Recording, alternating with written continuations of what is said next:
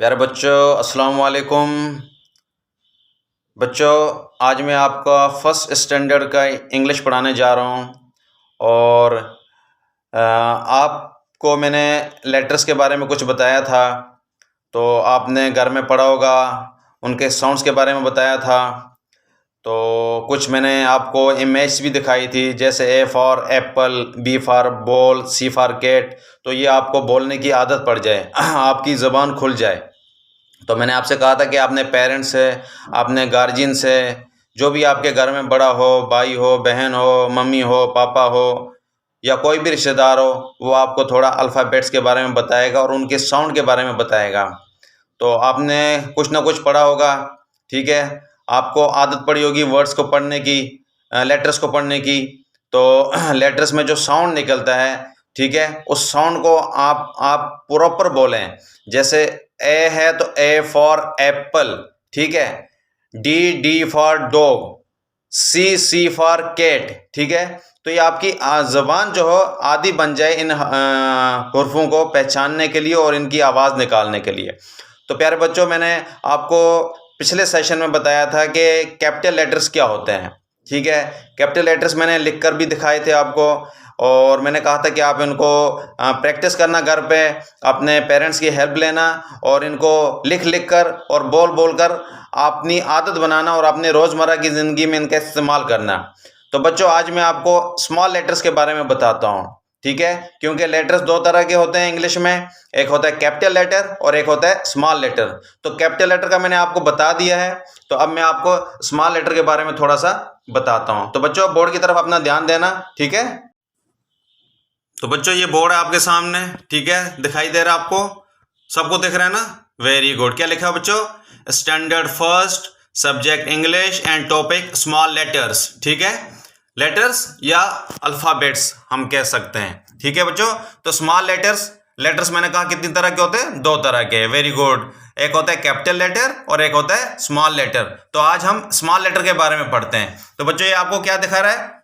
सबसे पहले ए, ठीक है, ए फॉर एप्पल। ये मैंने आपको कैपिटल लेटर में बताया था और आज स्मॉल लेटर में बताता हूं, ठीक है।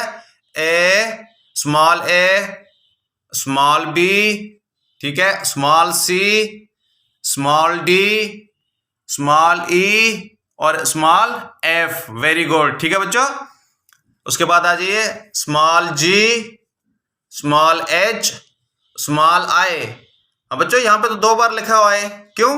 क्योंकि इस तरह से भी स्मॉल आई होता है और इस तरह से भी स्मॉल आई लिख सकते हैं, ठीक है। आप ऐसे लिखेंगे या ऐसे लिखेंगे, दोनों सही हैं, गलत कोई सा नहीं है। तो जो आपको आसान लगे आप वो लिख सकते हैं, ठीक है बच्चों। स्मॉल जे, स्मॉल के फॉर काइट वाला, ठीक है बच्चों।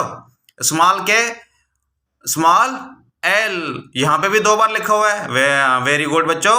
क्योंकि दो बार इसलिए लिखा हुआ है कि ये एक इस तरह से लिख सकते हैं स्मॉल एल और एक इस तरह से। जो आपको इजी लगे, जो आपको आसान लिखे, आप उसका इस्तेमाल कर सकते हैं, ठीक है बच्चों।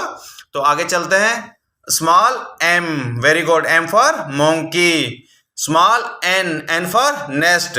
Small O, small P, small Q, small R, ठीक है बच्चों।